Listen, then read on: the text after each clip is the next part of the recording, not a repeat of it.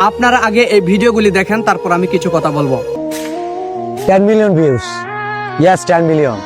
যার 3.5 মিলিয়নের আইডিটা হয়ে গিয়েছিল ফিউজ, সে এখন ফু দিলেই নাকি হয়ে যায় 10 মিলিয়ন ভিউজ। এটা কি কন্টেন্ট ক্রিয়েটর নাকি কোনো জাদুঘর? সাধনা ছেড়ে মানুষের মনের ভিতরে এসে বেঁধেছে বসত ঘর। তবে গ্যারান্টি দিয়ে ভবিষ্যৎ বলাটা অপছন্দ রবের কাছে।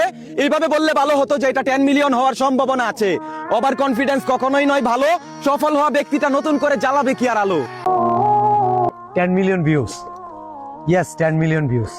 শুধু এটুকু বলছিলাম, বলি নাই হবে নাকি হবে না, আমি এটা তো বলি নাই। আমাকে বলে ওভার কনফিডেন্স, আমি বলবো ওভার থিঙ্কিং করবো না। আমি বলেছি ওভার কনফিডেন্স ভালো না, আর বিল্লাল ভাই বলতেছে ওভার নাকি আমার চিন্তা ভাবনা। আমার যুক্তিটা একবার শুনে যান, তাহলে এই বিষয়টা হয়ে যাবে সমাধান। আমি করিনি তার বিরুদ্ধাচরণ, বাস্তবতাটা তুলে ধরাই ছিল আসল কারণ। 10 মিলিয়ন ভিউ হবে কি হবে না এটা যেমন বলে নাই সে, আমিও তো বলি নাই ওভার কনফিডেন্স দেখাচ্ছে আসলে কে। থটস অফ বিল্লাল তার একটি ভিডিওতে হাতে মশাল নিয়ে বললো যে 10 million views S 10 million views. এটা রিপ্লাই ভিডিও দিতে গিয়ে ইরফানুল হক বলল থটস অফ বিল্লাল ভাইয়ের নাকি ওভার কনফিডেন্স।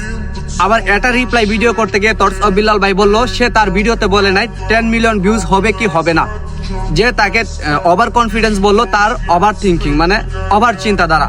আবার এই ভিডিও রিপ্লাই দিতে গিয়ে ইরফানুল হক বলল থটস অফ বিল্লাল যেরকম তার ভিডিওতে 10 মিলিয়ন ভিউজ হবে কি হবে না, ঠিক সেরকম ভাবে তার ওই ভিডিওতে থটস অফ বিল্লালের নাম বলে নাই।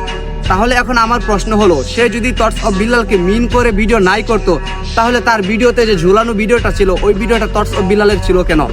এখন আমি আপনাদেরকে বলি, আপনারা একে অপরের পিছনে লাগেন না ভাই।